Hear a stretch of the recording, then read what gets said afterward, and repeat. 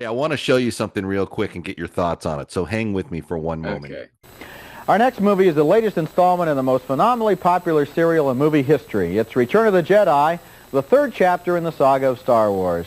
And maybe the best way to review this film is just to simply say that producer George Lucas and his Star Wars team have done it again. This is the kind of movie we've come to expect in the Star Wars series, a combination of strong plotting, lots of action, swashbuckling melodrama, corny philosophy with apologies to followers of the Force, and also the most mind-boggling special effects in the history of the movies.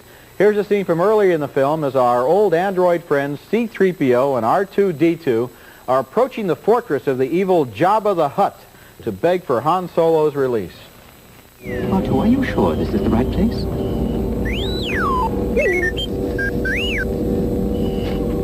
They'd better knock, I suppose. There doesn't seem to be anyone here. Let's go back and tell Master Luke. Goodness gracious me. Anka, Ajuha Pinky. R2-D2. Haku.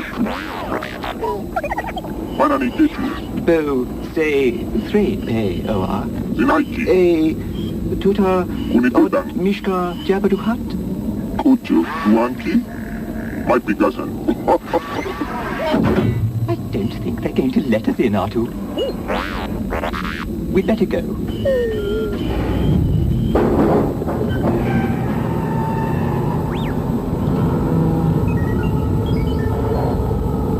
R2, wait! Oh dear. R2, I really don't think we should rush it. Oh, R2, wait for me! Later in the film, on an alien moon, there's a great chase sequence with flying motorcycles. Go for help! Go! Great. Come on.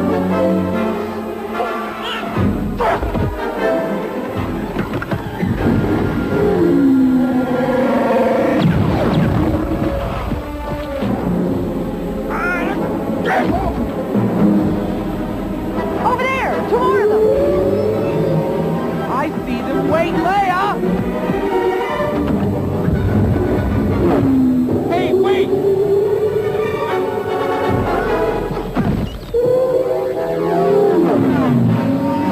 Quick, jam their comlink, center switch!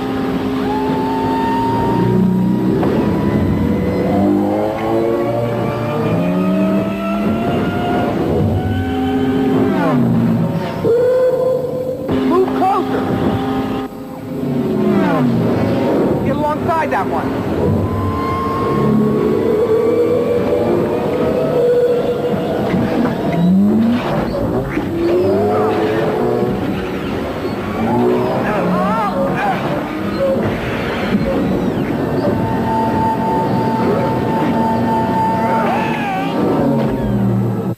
Now, of course, you might not unreasonably ask why they didn't avoid all those problems by simply flying above the treetops. But you don't ask questions like that about movies like Return of the Jedi. This movie has all of the plausibility of a Saturday afternoon serial and all of the fun, too. Here's one of the battles in outer space the Star Wars movies have become famous for. Billy D. Williams is leading an attack on Darth Vader's Death Star. Red leader standing by. Gray leader standing by. Green leader standing by. Lock S files in attack position. May the Force be with us. We've got to be able to get some kind of a reading on that shield, up or down. Well, how could they be jamming us if they don't know if we're coming? Break off the attack. The shield is still up. I get no reading. You sure? Pull up! All craft, pull up! Take a base of action. Green group, straight across the holding sector, MG Shelter. Admiral, we have enemy ships in Sector 47! It's a trap! Fighters coming in. If you didn't know better, you'd say they went into outer space to shoot that on location. George Lucas claims that there were about twice as many different special effects in Jedi that there were in the original Star Wars movie, and that the space battles, like the one we just saw, are at least twice as complex. He says if you went back to look at Star Wars now, it would look a little bit old-fashioned. Well, I don't know, but they use computers to program those amazing flying images and make them look like the biggest video arcade game on Earth. But beneath the technical achievements, Return of the Jedi is a wonderful movie filled with a lot of new and imaginative characters. There's the reptilian and loathsome Jabba the Hutt, the cuddly little Ewoks, and the nasty little rat-like aliens who scurry around in the corners of the movie. This movie answers all of the basic questions we've been asking for the last two movies about the Star Wars characters. We finally learn the secrets of Darth Vader, Luke Skywalker, and Princess Leia. And with this third movie, now the stories of those human characters come to a close, although Lucas says he eventually hopes to make 6 more Star Wars movies, and based on what he's done so far, I sure do hope that he does. I do, too. I can't wait to see this one again, and I want the other ones to come out much quicker than one every 3 years.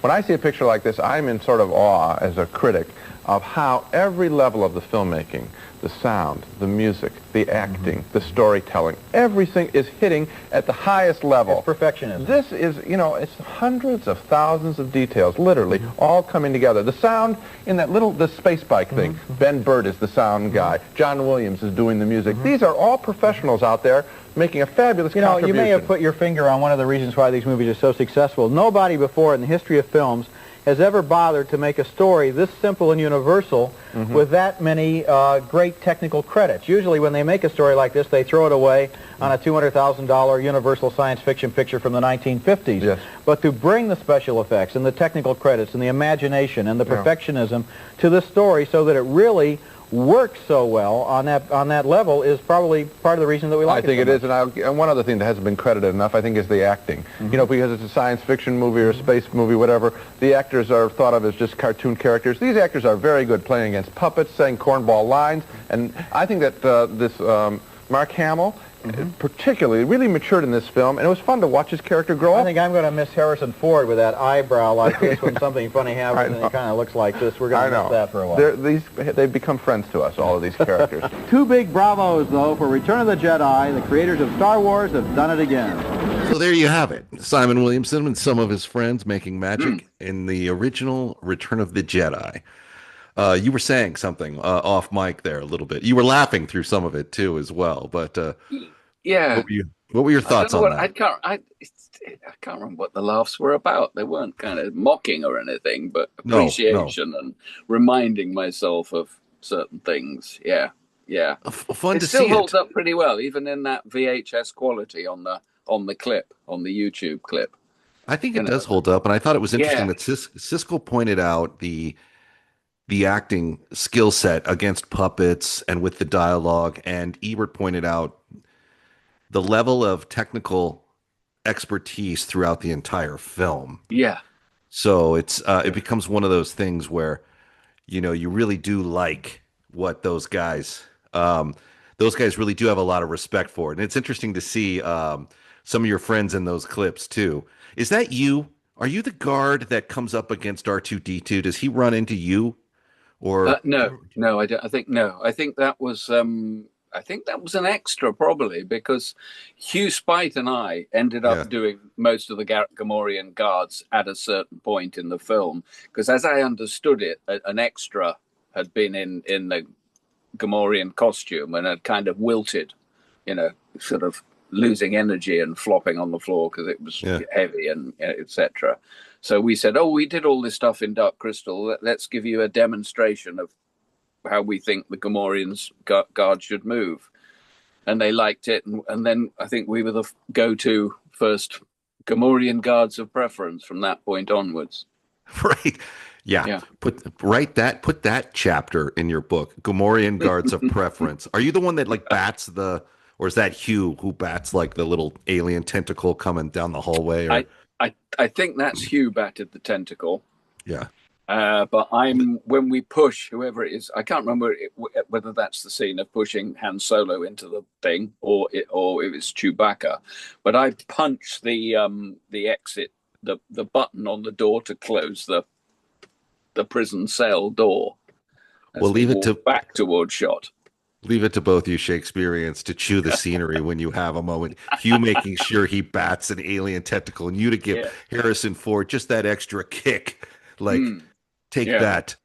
Indiana Jones. Indiana Jones, my ass. Not here. Not here. Anyway, it's funny to see. Also, Mike Quinn shows up. Lando is in it. A bunch of combat radio regulars are in these clips, which is kind of fun to see. And we've broken it down time and again, even outtakes.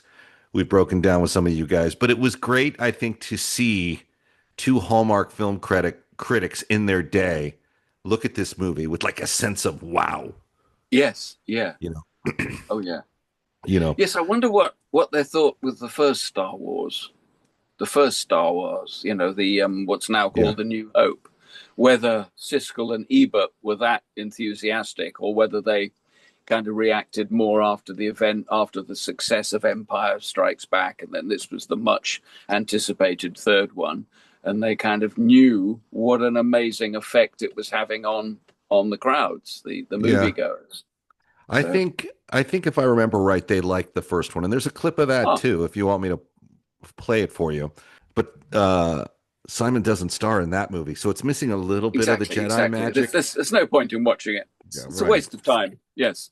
You know, yeah, it's got a subpar Cantina band, nothing that compares to Max Rebo. I mean, let's get over ourselves.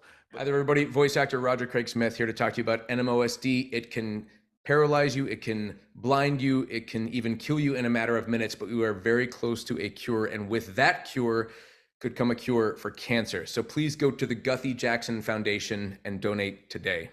Appreciate it.